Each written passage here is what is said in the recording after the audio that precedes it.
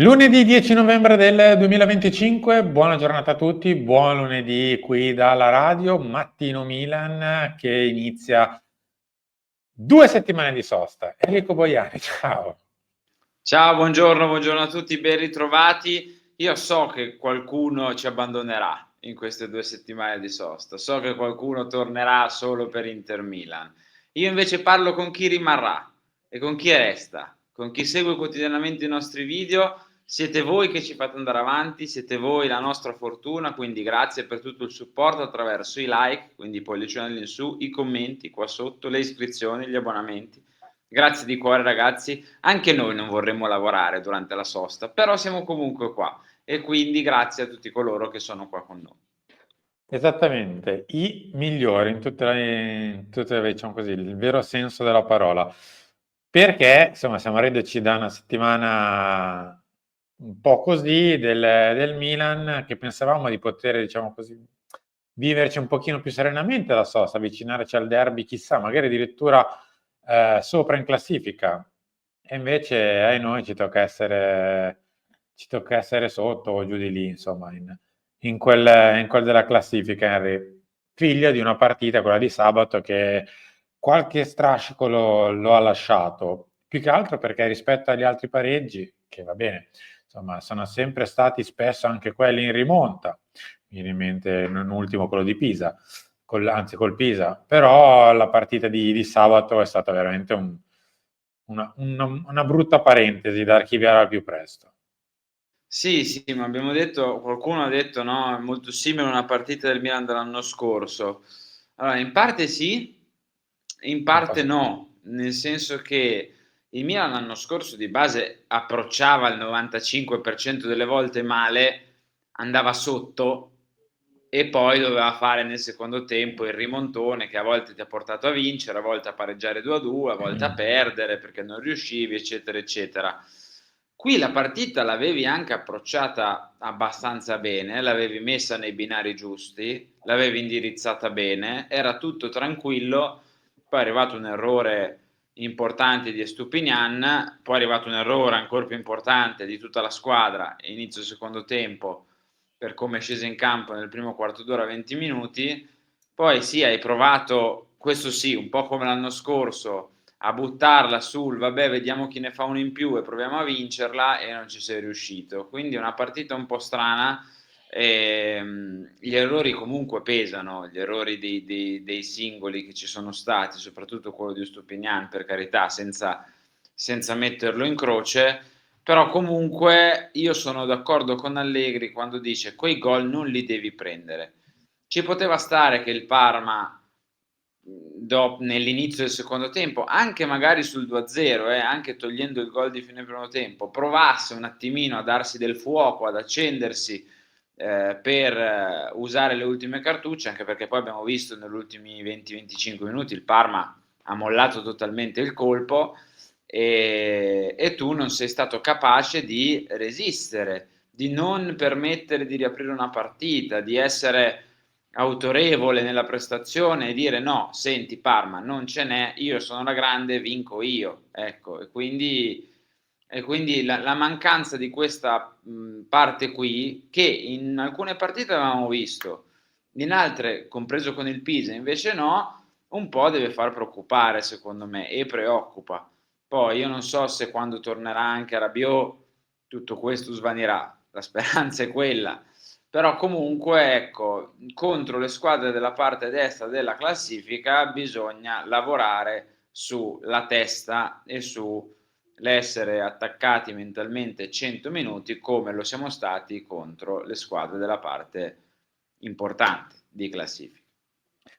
Come mi dicevo stamattina, ero un po' nell'editoriale, in realtà Max si è fatto sentire e si farà sentire anche per il semplice fatto che se tu guardi la classifica, la mostro velocemente, è vero, sei a 2 punti dalla vetta, innegabile, vincendo il derby sei sopra l'Inter, potenzialmente sei primo in classifica se la Roma non dovesse fare il risultato.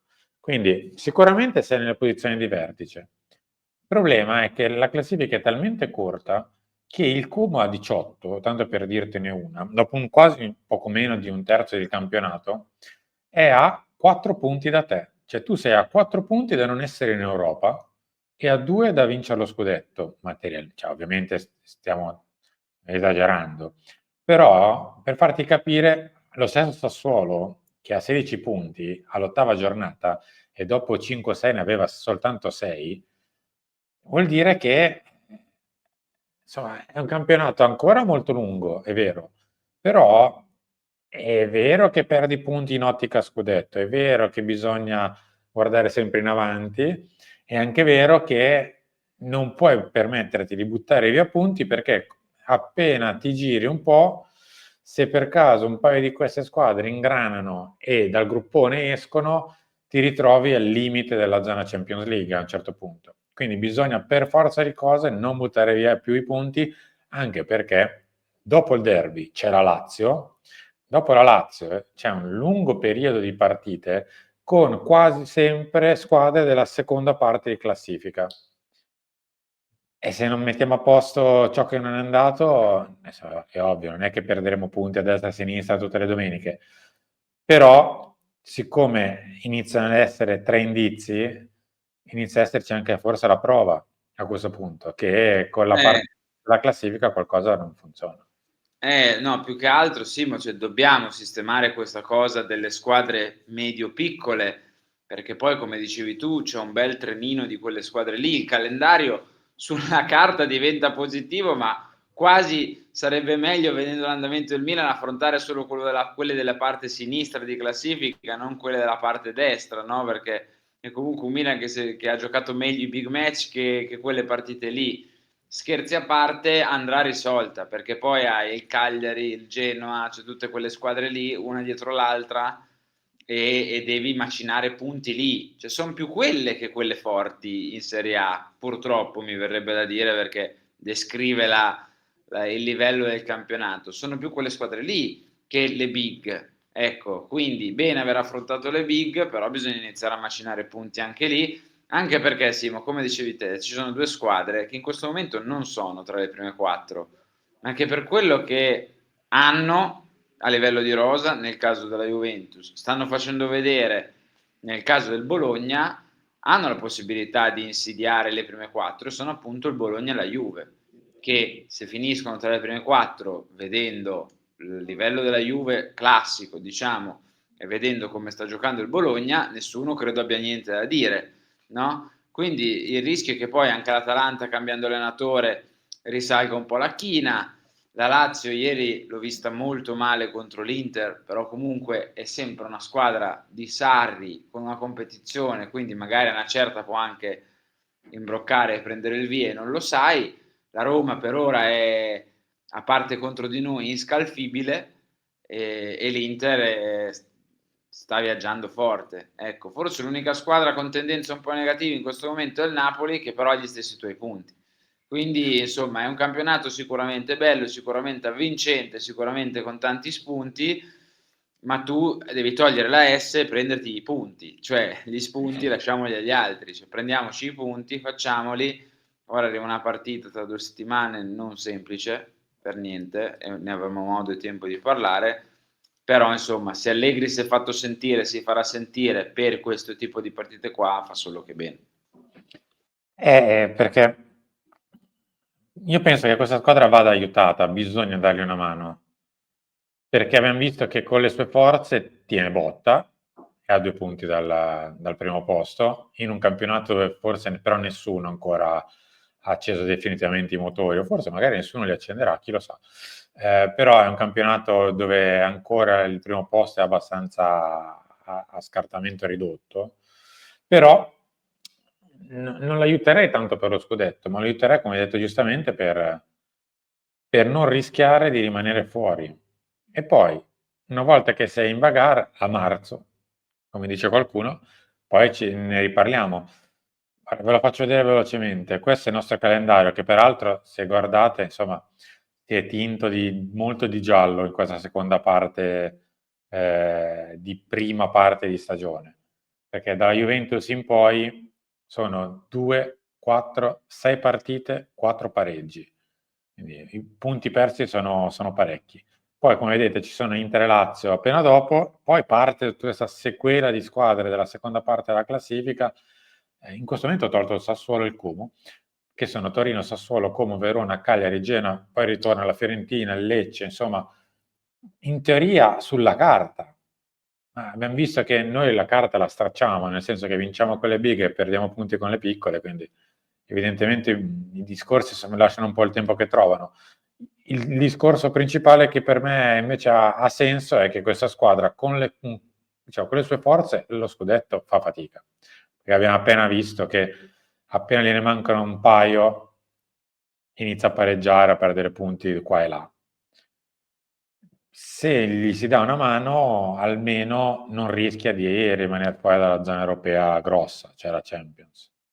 Io mi auguro che non Ah, vabbè. facciano il solito discorso.